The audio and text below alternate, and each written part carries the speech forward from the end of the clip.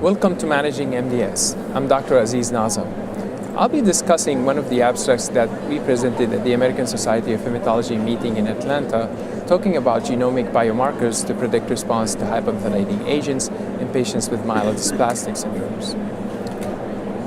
Treatment with hypomethylating agents, azacitidine and decitabine, can improve outcomes in MDS. Identifying biomarkers that can predict response is clinically important because it can prevent prolonged exposure to ineffective therapy, avoid toxicity, and more importantly, save cost.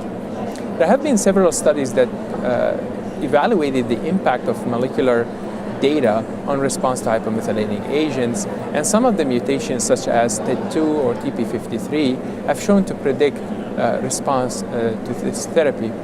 The challenge with these data is that a mutation that can predict response in general does not mean that the mutation can be a biomarker for response. For example, if you have an IDH2 mutation and you added IDH2 inhibitor, the IDH2 mutation is not a biomarker for response because approximately only 30 to 40% of the patient will respond to the therapy, 60% of them will not.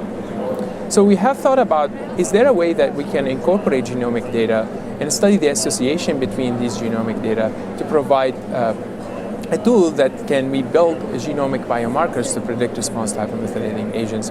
In order to do that, we use the recommender system algorithm.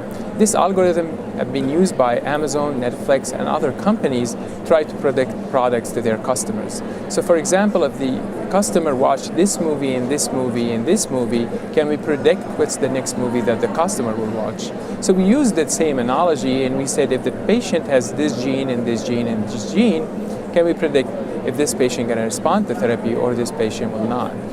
So we compiled clinical and mutational data on a patient cohort of 433 patients that treated our institution and other several institutions in the United States from the MDS Clinical Research Consortium. We first evaluated the impact of every single gene on the response, and the only gene that had predicted resistance was NF1.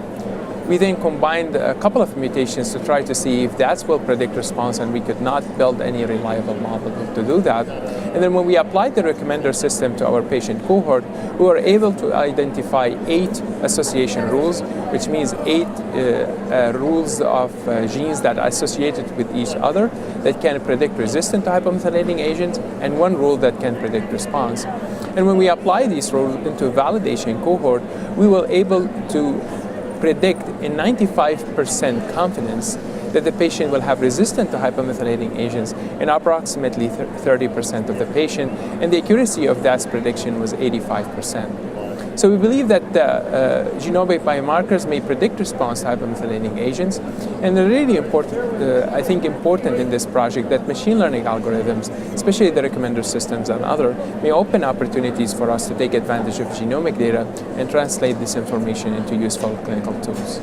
Thank you for viewing this activity.